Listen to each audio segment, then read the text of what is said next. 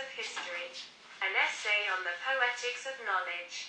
What is the real magnitude of the events? The French Revolution did not exist for the Chinese. In France, even certain layers of the population have not been reached. During the Terror, 23 theatres flourished in Paris. Ocean of human things, fluctuation of waves. The fisherman experiences the wave.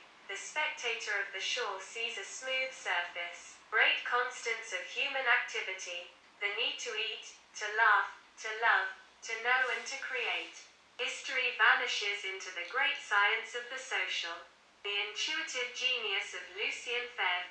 Only the language of stories was able to mark the specific scientificity of historical science. The Poetics of Knowledge is the literary study which gives itself the status of science and signifies it. Knowledge is written and read. Vernon Braudel recounts the death of Philippe II. The death of the king means that kings died as a center and forces of history. Leave given to a character. The job of the new story is to disrupt the game. Construct a story in the discourse system. Style artifice. Death of the Royal Chronicle. A fable that unites the literal and the figurative. Speaking is an event for the poor. Relentlessness. A common failing of those who do what they should not do. The poor are the objects of history who claim to be its subjects. The Copernican revolution legitimizes historical science and delegitimizes the royal word.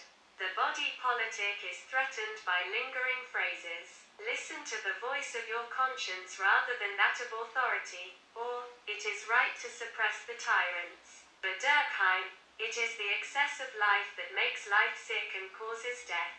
Man's speech is by definition shallow.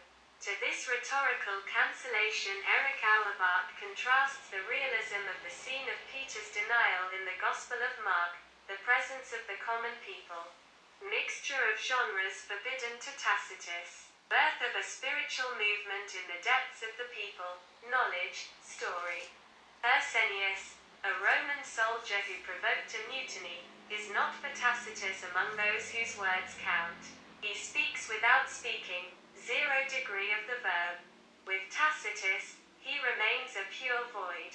Historical actors live under the illusion of creating the future by fighting something that is in fact already a thing of the past. Revolution is the generic illusion of this past which arises from ignorance of what the revolution has already done. Michelet invented the art of dealing with excessive words. The death of the king's paperwork. The peaceful and fundamental event is the homeland, not the Bastille or the beheading. The unity of the fatherland. These names succeeding Lucien Febvre. In the name of the king. France. The fatherland, the nation, these personified abstractions. Michelet invents the principle of the new narrative, the entry of the people of the anonymous into the universe of speaking beings. The historian will take the stage. He reads the forgotten testimonies. They are love letters. The heart speaks. Michelet invents the art of making the poor speak by silencing them.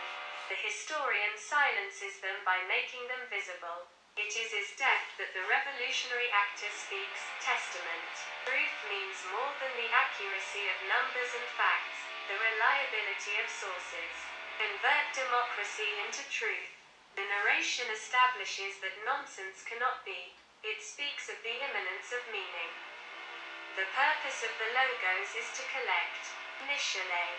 The truth is read better in tears than in words, where no one tries to deceive. The man is his own Prometheus. He is the statue which extracts itself from the marble. The historian is a liberator of souls. The historian has the power to restore life. He knows the secret of their death.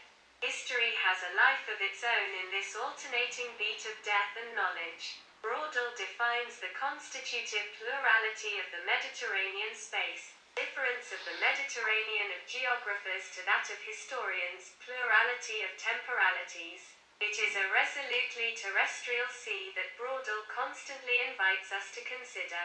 The human unity of the Mediterranean is exchange and places of exchange. The haunting place of cities in the history of the sea.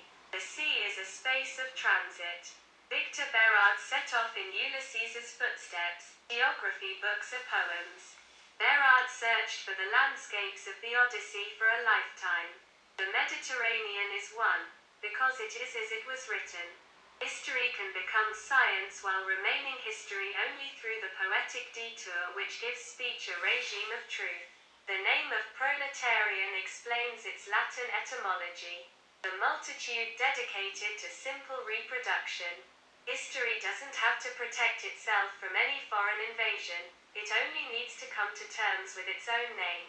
The condition for understanding a social fact is to represent the man or the group of men who are the author of it, and to be able to link it to a psychological state, very vaguely defined perhaps but sufficiently known to make it clear to us. This is the motive for the act.